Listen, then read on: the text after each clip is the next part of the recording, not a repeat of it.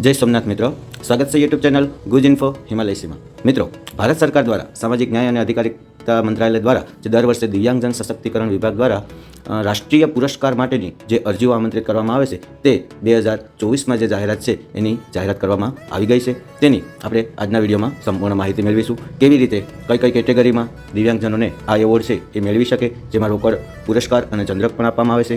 દિવ્યાંગ વ્યક્તિઓ ઉપરાંત દિવ્યાંગ માટે જે કામ કરતી સંસ્થાઓ છે તેમને પણ કેવી રીતે એની અરજી કરવી, કઈ રીતે મેળવવું, એના માટે જે પ્રક્રિયા શું કરવાની છે તેની સંપૂર્ણ ડિટેલ આપણે આ વિડીયોમાં મેળવીશું. તો વિડીયોને છેલ્લે સુધી જોજો. તે પહેલાં જે મિત્રો ચેનલમાં નવા આવ્યા હોય તો ચેનલને લાઇક, શેર, સબસ્ક્રાઇબ જરૂરથી કરી લેજો, જેથી દિવ્યાંગ મિત્રોને જે લગતી માહિતી હોય એ અમે આપના સુધી પહોંચાડવામાં સફળ થઈ શકીએ. તો મિત્રો, વર્ષ 2024 માટે જે દિવ્યાંગજનોના સશક્તિકરણ માટે જે રાષ્ટ્રીય પુરસ્કારો છે એના માટે જે ઓનલાઈન માધ્યમથી અરજીઓ આમંત્રિત કરવામાં આવેલ છે. જે દિવ્યાંગજનોના સશક્તિકરણ માટે વર્ષ 2024 માટે રાષ્ટ્રીય પુરસ્કારો માટે માત્ર ગૃહ મંત્રાલય દ્વારા ડિઝાઇન કરેલ પાસવર્ડ સુરક્ષિત કેન્દ્રીયકૃત પોર્ટલ www.award.gov.in જે 15 જૂન 2024થી 31 જુલાઈ 2024 સુધી ખુલ્લું છે. એના ઉપર ઓનલાઈન મોડના માધ્યમથી અરજીઓ આમંત્રિત નામાંકન ઉપરોક્ત કરવામાં આવે છે. આ રાષ્ટ્રીય પુરસ્કારો માટે જે ફિઝિકલ રૂપે મળેલ અરજીઓને અસ્વીકૃત પર વિચારણા કરવામાં આવશે નહીં. એટલે કે મિત્રો, જે પણ જે અરજીઓ કરવા માગતા હોય, જે પાત્રતા ધરાવતા હોય તેઓએ આ જે વેબસાઇટ આપેલી છે તેમાં ઓનલાઈન જ અરજી કરવાની રહેશે. જે અરજીઓ આપણે લેખિતમાં કે કરીને મોકલાવીએ છીએ તો તે જોવામાં આવશે નહીં. નામાંકનમાં ઉપરોક્ત પોર્ટલ પર ઉપલબ્ધ પ્રારૂપમાં વિનિષ્ટ તમામ પ્રાસંગિક વિવરણો હોવા જોઈએ, જેમાં વિવરણાત્મક રૂપે સ્પષ્ટ રૂપે ઉલ્લેખનીય અને પ્રેરણાદાયક ઉપલબ્ધિઓ પ્રદર્શિત કરવી સમાવિષ્ટ છે. એટલે કે જે પણ ઉપલબ્ધિઓ છે એનો આપણે સ્પષ્ટ રીતે એમાં ઉલ્લેખ કરવાનો રહેશે. તે ઉપરાંત જે દિવ્યાંગજનોના સશક્તિકરણ માટે રાષ્ટ્રીય પુરસ્કારો માટે સરળીકૃત અને યુક્તિસંગત દિશાનિર્દેશ, પાત્રતા માનદંડ અને અન્ય વિવરણ વિભાગની જે વેબસાઇટ છે એમાં પુરસ્કાર પોર્ટલ ઉપર ઉપલબ્ધ છે. એની જે અલગથી ડિટેલ આપેલી છે વેબસાઇટ ઉપર, એ લિંક પણ આપણે ડિસ્ક્રિપ્શનમાં મૂકી દઈશું. અને કઈ રીતે જે આખું આપણે એનું ઉપલબ્ધિઓ અને જે એના માપદંડ છે એ ભરવા એ આપણે વિગતે એમાં જોવા મળી શકે છે. હવે મિત્રો, આપણે વાત કરીએ જે પુરસ્કાર છે એ કઈ કઈ શ્રેણીમાં અને કોને કોને મળવાપાત્ર છે. તો ટોટલ મિત્રો જોઈએ તો 2 શ્રેણીમાં રહેશે. એક વ્યક્તિગત ઉત્કૃષ્ટતા માટે રાષ્ટ્રીય પુરસ્કાર રહેશે, અને જે દિવ્યાંગજનો માટે જે કામ કરતી હોય એવી સંસ્થાઓ માટે એમ 2 અલગ અલગ શ્રેણી છે. તો સૌપ્રથમ આપણે જાણીએ જે વ્યક્તિગત ઉત્કૃષ્ટતા છે એના માટે દિવ્યાંગજનોને કઈ રીતે પુરસ્કારો મળે છે. તો એમાં જે પહેલું છે એ સર્વશ્રેષ્ઠ દિવ્યાંગજન હશે, જેમાં કોઈપણ ક્ષેત્ર કે ગતિવિધિ સંબંધિત, એટલે કે શિક્ષણ, સ્વાસ્થ્ય, રોજગાર, કળા અને સંસ્કૃતિ, રમતગમત, રચનાત્મક કાર્ય, દિવ્યાંગજન સશક્તિકરણ ક્ષેત્રે ઉત્કૃષ્ટ કાર્ય, સામાજિક સેવા વગેરે એક રોલ મોડલ હોય તે પ્રમાણે રહેશે. તે ઉપરાંત RPW અધિનિયમ હેઠળ જે 21 વિનિર્દિષ્ટ દિવ્યાંગતાઓમાંથી કોઈપણ એક દિવ્યાંગતા ગ્રસ્ત તમામ દિવ્યાંગજનો માટે આ સર્વશ્રેષ્ઠ દિવ્યાંગજન લાગુ પડશે. હવે એમાં જે પુરસ્કારની જે સંખ્યા છે એ ટોટલ 6 રહેશે. એમાં પુરુષ માટે 3 અને મહિલાઓ માટે 3. એમાં પુરસ્કારનું જે રોકડ એકમ દરેકને 2 લાખ રૂપિયા મળશે. ત્યાર પછી જે બીજું છે એમાં શ્રેષ્ઠ દિવ્યાંગજન રહેશે. હવે એમાં પણ જે પેટા વિભાગ આપવામાં આવેલા છે એમાં લોકોમીટર દિવ્યાંગતા, એ પછી જે બીજી છે દ્રષ્ટિબાધિતા, શ્રવણબાધિતા અને બૌદ્ધિક દિવ્યાંગતા. આ 4 છે. એને એક ઉપર જે ક થી ઘ સુધીમાં આપેલ હોય એવી દિવ્યાંગતાઓ સિવાયની જે કોઈપણ જે વિનિર્દિષ્ટ દિવ્યાંગતા હોય, એટલે કે ટોટલ જે 21 પ્રકારની છે એ તમામ આવી જશે. પણ એમાં જે ફેર ક્યાં પડશે તો કે જે ટોટલ જે પુરસ્કારોની સંખ્યા છે એમાં 10 જે ટોટલ છે એમાંથી જે 5 શ્રેણી છે, એટલે કે 5 જે છે એમાં ક થી ડ છે એમાંથી દરેક પુરુષો માટે 1 અને મહિલાઓ માટે 1 રહેશે. અને એમાં જે પુરસ્કાર રોકડ રકમ છે એ 1 લાખ રૂપિયા રહેશે. તો હવે જે ક થી ડ સુધીના આવી ગયા તો એ ઉપરાંત જે દિવ્યાંગતાઓ છે એને આપણે કઈ રીતે આમાં ગણવાની રહેશે.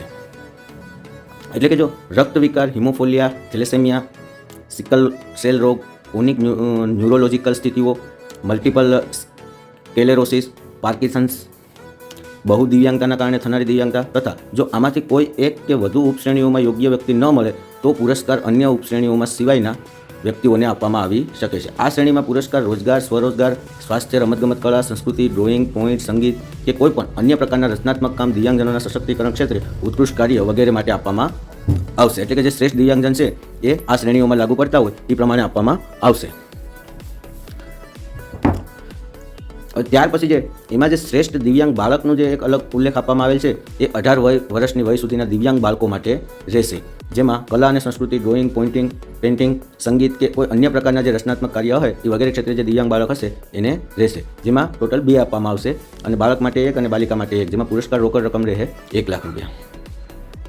બાકીના જે 3 છે એમાં દિવ્યાંગજનો માટે કાર્યરત શ્રેષ્ઠ વ્યક્તિ, જે દિવ્યાંગ જનો માટે જે કાર્ય કરતી હોય એવી એક પર્સનલ જે વ્યક્તિ હોય એના માટેનો આ પુરસ્કાર છે, જે એક રહેશે અને એની પુરસ્કારની જે રોકડ રકમ છે એ પણ 1 લાખ રૂપિયા રહેશે. ત્યાર પછી દિવ્યાંગતા ક્ષેત્રે જે શ્રેષ્ઠ પુનર્વસન વ્યવસાયિક ક્ષેત્રે જે દિવ્યાંગ મિત્રોને લાભદાયી થતા હોય તેના માટે એક પુરસ્કાર રહેશે, જેની રોકડ રકમ છે એ પણ 1 લાખ રૂપિયા રહેશે. ત્યાર પછી દિવ્યાંગતા ક્ષેત્રે શ્રેષ્ઠ સંશોધન નવપ્રવર્તન ઉત્પાદન વિકાસ, એટલે કે દિવ્યાંગ મિત્રો માટે જે કંઈ લાભદાયી બને એવું જે સંશોધન કરવું હોય, કોઈ ઉત્પાદન વિકાસ માટેનું કામ કર્યું હોય તો તેના માટે એક પુરસ્કાર રહેશે અને પુરસ્કારની જે રોકડ રકમ છે એ પણ 1 લાખ રૂપિયા રહેશે. તો આ મિત્રો જે વ્યક્તિગત દિવ્યાંગ માટેના જે રાષ્ટ્રીય પુરસ્કાર છે એની વાત થઈ. હવે આપણે જે દિવ્યાંગજન સશક્તિકરણના કાર્યરત સંસ્થાઓ માટે જે હોય છે તેની વાત કરીએ.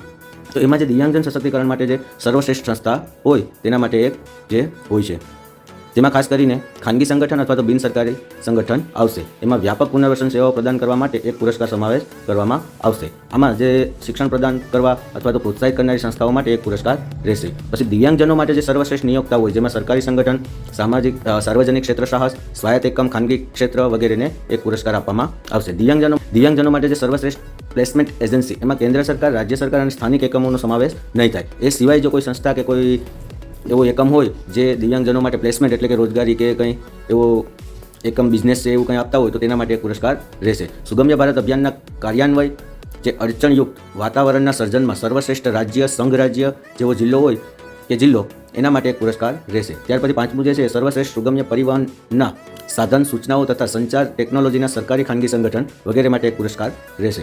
દિવ્યાંગજનોના અધિકાર અધિનિયમ, વિશિષ્ટ દિવ્યાંગતા ઓળખપત્ર તથા દિવ્યાંગજન સશક્તિકરણની અન્ય યોજનાઓના કાર્યાન્વયમાં સર્વશ્રેષ્ઠ રાજ્ય, સંઘ રાજ્ય, ક્ષેત્ર કે જિલ્લો, તેના માટે એક પુરસ્કાર રાજ્ય સંઘ માટે અને એક પુરસ્કાર જિલ્લા માટે પણ રહેશે. પોતાના રાજ્ય, સંઘ રાજ્ય ક્ષેત્રે દિવ્યાંગજન અધિકારી અધિનિયમ કાર્યાન્વયમાં સર્વશ્રેષ્ઠ પ્રદર્શન કરનાર રાજ્ય દિવ્યાંગજન આયોગ, એમના માટે એક પુરસ્કાર રહેશે. અને પુનર્વસન સેવાઓ માટે જે વ્યવસાયિકો તૈયાર કરનાર જે સર્વશ્રેષ્ઠ સંસ્થા હોય તો તેમને પણ એક પુરસ્કાર આપવામાં આવશે. તો દિવ્યાંગ મિત્રો માટે જે આ રાષ્ટ્રીય પુરસ્કારની જે ભારત સરકાર દ્વારા સામાજિક અને ન્યાય અધિકારિતા મંત્રાલય દ્વારા જે જાહેરાત કરવામાં આવી હતી તે માહિતી અમે આપના સુધી પહોંચાડી છે. ખાસ કરીને આ દિવ્યાંગ મિત્રોની જે કામગીરી માટે લોકો ઉત્સાહિત થાય તેના માટે એક સરકારનું આયોજન હોય છે અને તે દર વર્ષે એનું આયોજન કરવામાં આવતું હોય છે. તેના માટે સરકાર દ્વારા તેમને પ્રોત્સાહિત કરવા રૂપે જે ચંદ્રક અને રોકડ પુરસ્કારોથી પ્રોત્સાહિત કરતી હોય છે. તો જે કોઈ પણ મિત્રો હોય જે આવી કામગીરી કોઈ કરતા હોય તો તેમના સુધી આ વિડીયો પહોંચાડવાનો પ્રયત્ન કરજો. તેમને પણ કદાચ આવો લાભ મળી શકે અને બીજા લોકો પણ આવા જે કામ છે એ કરવા માટે પ્રેરિત થઈ શકે. તો બસ મિત્રો, આ વિડીયોમાં આટલું જ. મળીશું હવે નેક્સ્ટ વિડીયોમાં. જય હિન્દ.